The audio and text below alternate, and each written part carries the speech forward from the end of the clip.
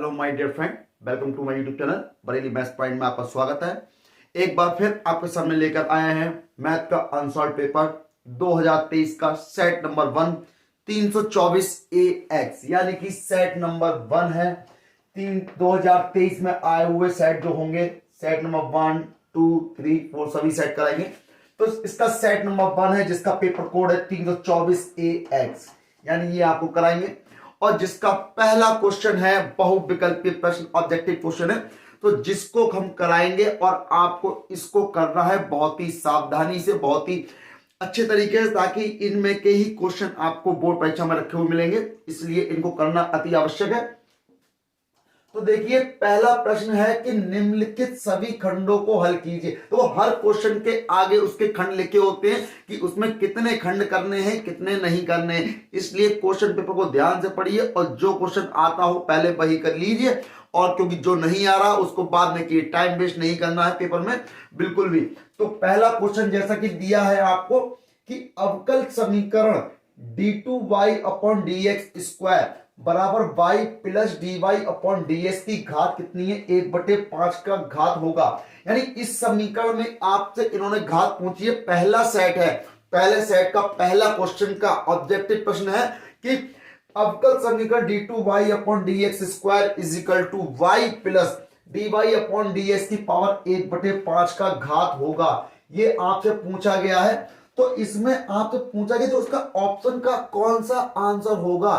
तो देखिए, बिल्कुल भी इसमें घबराना नहीं है, बहुत ही आसान है और तुक्का बिल्कुल नहीं लगाना, अंदाजा नहीं लगाना है, आपको बिल्कुल सटीक उत्तर देना है। और सटीक उत्तर के लिए क्या करना होगा, आपको इसे सॉल्व करना होगा। कैसे करेंगे वो हम आपको बताते हैं। तो जैसा भी कैसे क्या हम क्या करेंगे, इसमें पहले करने के लिए अवकल समीकरण को लिख लेंगे जो दे रखी है। तो हमने लिख लिया y plus dy upon dx की पावर 1/5। तो देखिए, इसको हल करने के लिए हमें पता कैसे चलेगा कि कौन सी घात है, कौन सी कोटि है। तो इसका एक आसान तरीका है कि जो अवकल समीकरण दे रखी होती है बहुपद के रूप में होना चाहिए। यानी जो आपको दे रखा है d2y upon dx square y plus dy upon dx बहुपद के रूप में होना चाहिए, और अभी ये बहुपद नहीं है। तो पहले हम इसे क्या करेंगे, बहुपद बनाएंगे। कैसे बनाएंगे, बहुपद कैसे बनाएंगे, देखो यहां पावर कितनी है, 1/5 है। तो हम क्या करेंगे, यहां पर पूरे की तरफ, दोनों तरफ क्या करेंगे, होल पावर 5 कर देंगे, होल पावर 5 कर देंगे। तो d2y अपॉन dx स्क्वायर पूरे की घात कितनी हो गई, 5 हो गई।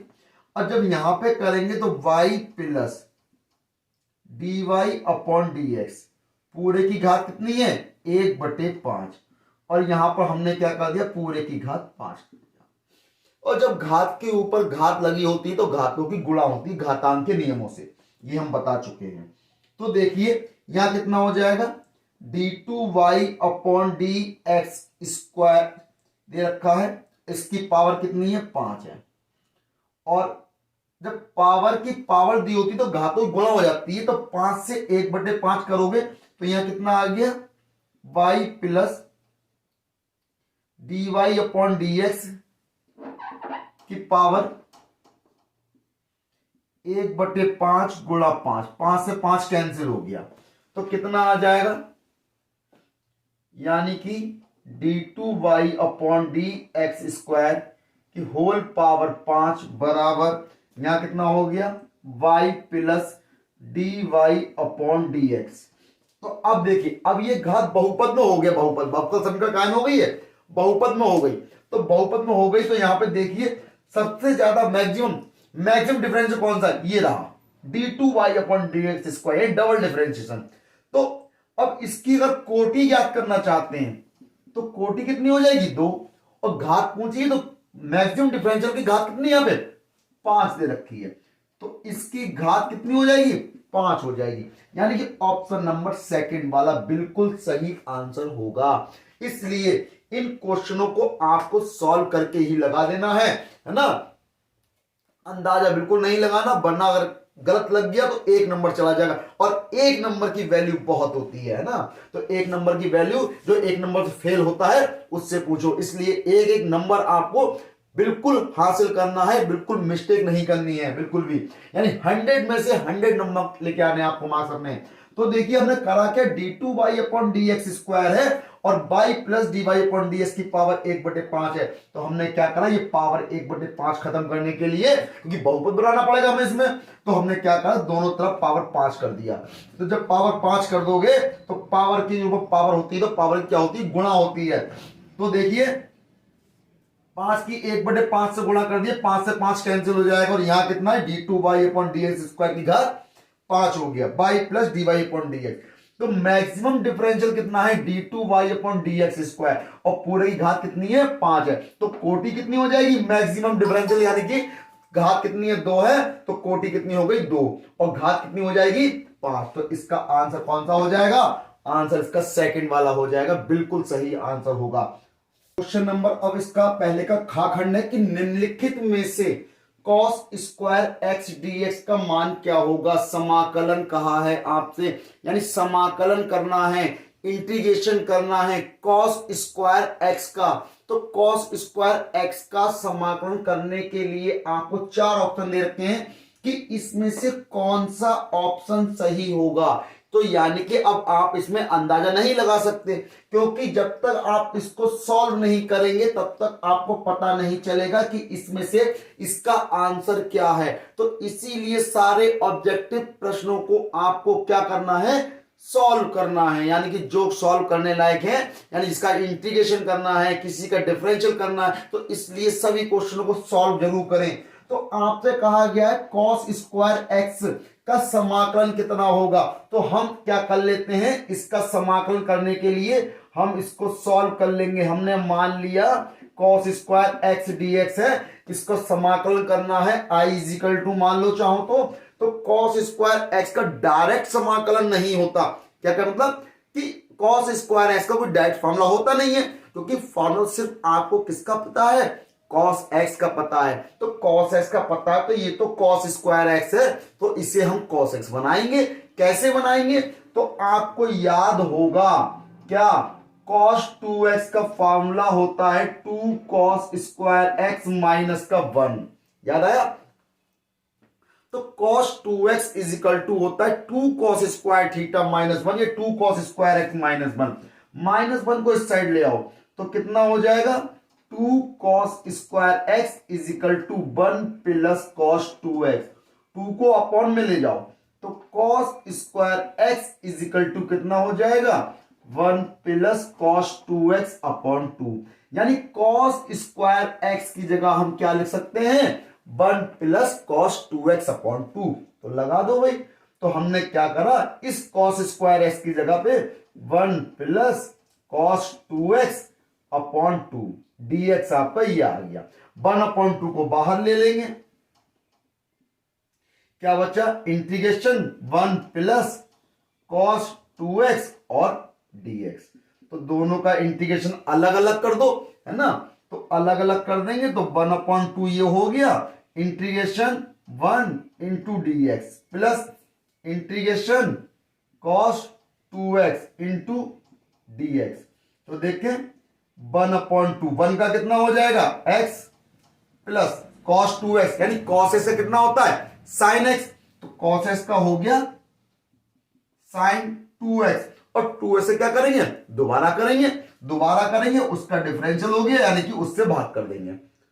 दोबारा क्योंकि एक ही बार तो इंटीग्रेशन होता है, दोबारा से तो उसका डिफरेंशियल होता है, और डिफरेंस जितना आता है उससे क्या करते हैं, डिवाइड कर देते हैं। तो हमने 2 से करिए डिवाइड, और प्लस कांस्टेंट c जोड़ दो,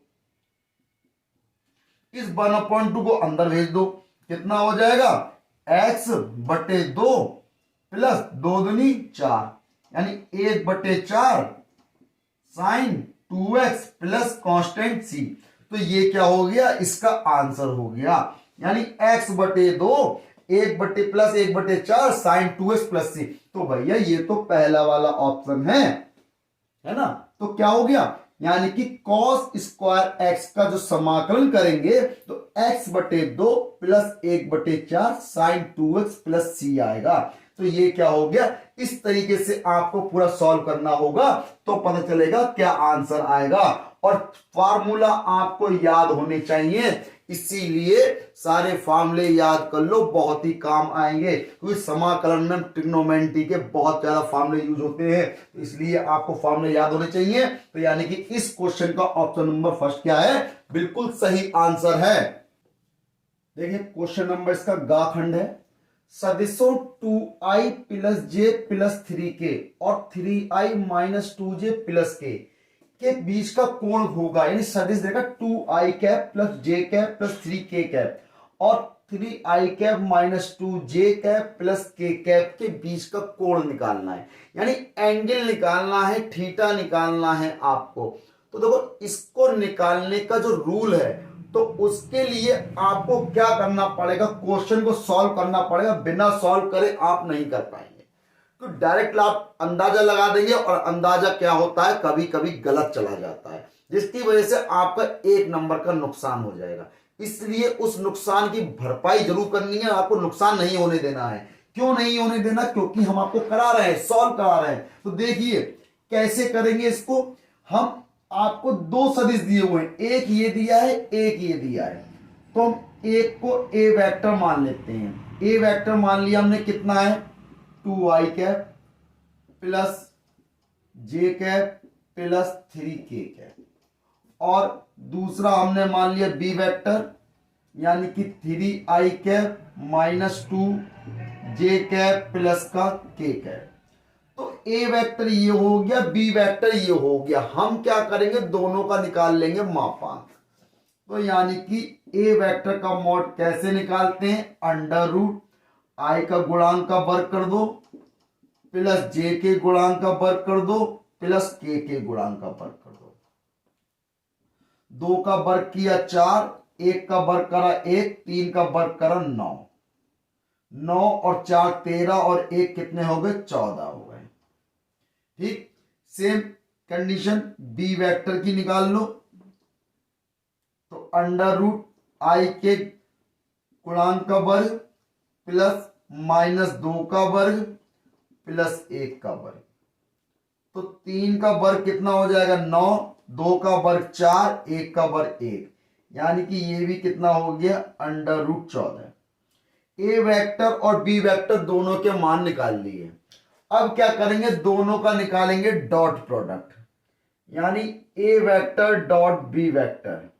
तो A vector dot B vector करेंगे, यानी कि 2i प्लस जे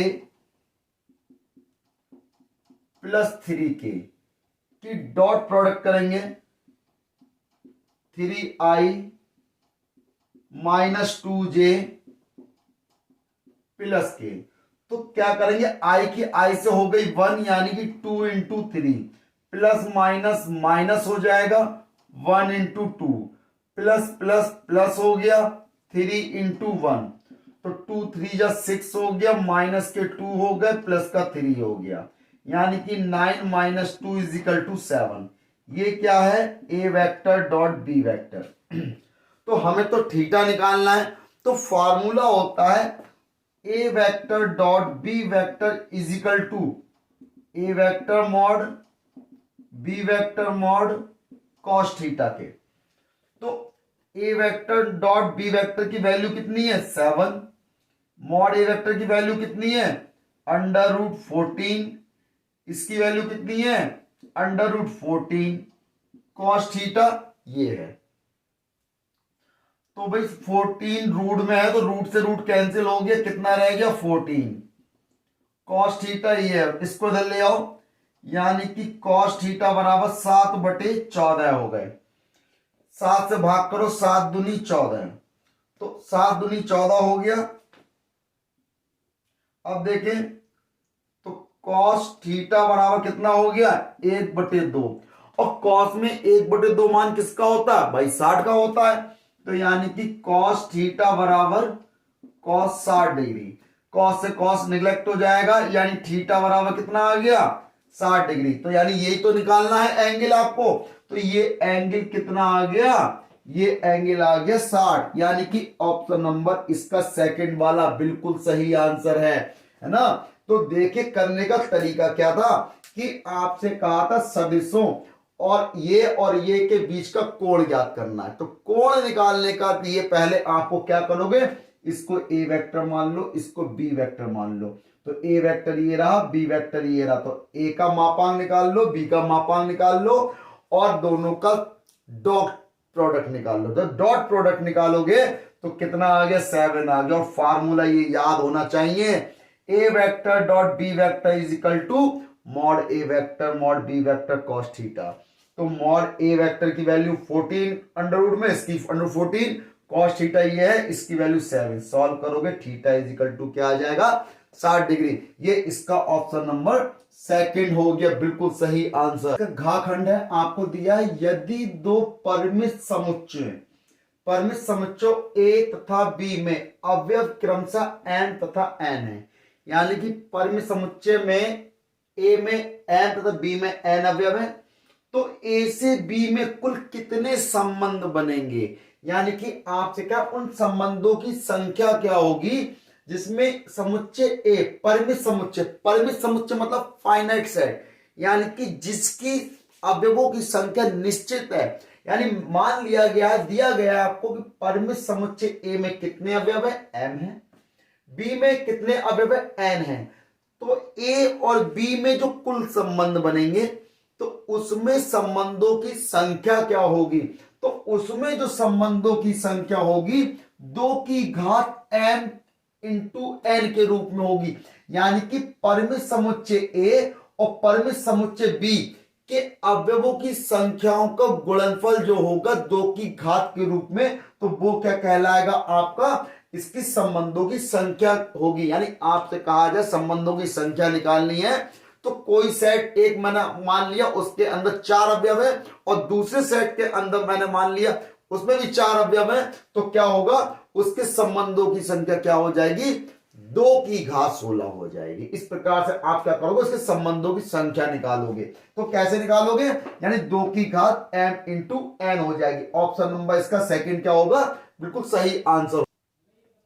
देखिए इसका दाखंड है, यदि a 1 2 3 b 2 3 4 आपको सेट दिया हुआ है, तो निम्न में से a से b में फलन होगा। भाई देखो a से b में फलन पूछ रहा, फंक्शन पूछ रहा आपसे कि इन चारों ऑप्शन में से कौन सा इसका फलन होगा।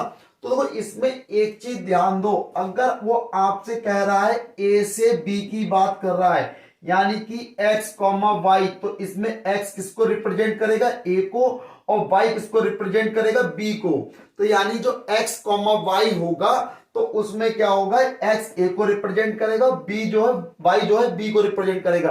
तो इसमें एक चीज ध्यान रखो, x का जो अगर प्रतिबिंब बनेगा, यानी मैपिंग जो होगी, प्रतिबिंब x का y1 से है तो x का y2 से नहीं हो सकता, यानी एक कि प्रतिबिंब 2 से नहीं बन सकता। कहने का मतलब अगर समझना चाहोगे, अगर मैं आपसे कहूं कि 2 आपको सेट दे रखे हैं, ये 1 2 3 और ये कितना दिया, 2 3 4, अगर यानी एक का प्रतिबिंब 2 से, 2 का 3 से, 3 का 4 से संबंध है, तो कहने का मतलब क्या होगा, यानी प्रत्येक का अलग अलग संबंध है।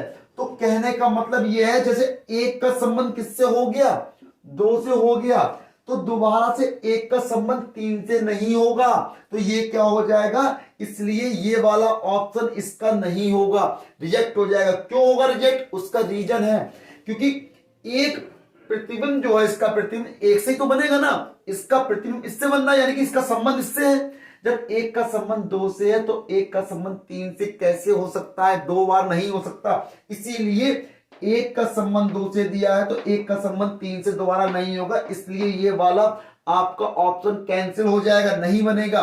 अब इन्होंने देखो सेकंड वाले ऑप्शन में क्या, एक का संबंध अगर इन्होंने 3 से कर दिया और 2 का संबंध इन्होंने 4 से कर दिया, यानी अलग अलग हो रहा है, लेकिन भाई तीसरे को तो ये भूल ही गए, तीसरे को तो इन्होंने शो ही नहीं करा किसका संबंध है, तो इसलिए इसका ये ऑप्शन भी नहीं होगा। अब बात आती है तीसरे वाले में, देखें एक का संबंध इन्होंने 3 से कर दिया, 2 का संबंध 2 से कर दिया और 3 का संबंध 3 से कर दिया, तो अब देखें, यानी इसका संबंध, तो इसका ये वाला ऑप्शन क्या हो जाएगा, सही हो जाएगा।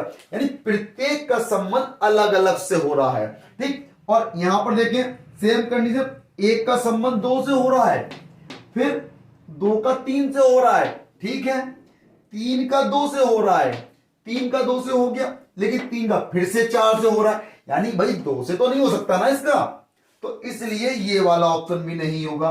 तो यानी कि इसका जो ऑप्शन नंबर 3 है बिल्कुल सही आंसर है, ऑप्शन नंबर 3 ये इसका आंसर हो गया। और इस प्रकार इस सेट के 2023 सेट 1 जो है 324 AX का पहला क्वेश्चन जिसके बहुविकल्पिक प्रश्न हैं कंप्लीट हो गए। अगली वीडियो मिलेंगे अगले नए क्वेश्चन के साथ, क्वेश्चन नंबर 2 के साथ। तब तक मेरे चैनल से जुड़े रहिए, मेरे वीडियो को लाइक करिए, शेयर करिए, सब्सक्राइब करिए। जय हिंद साथियों।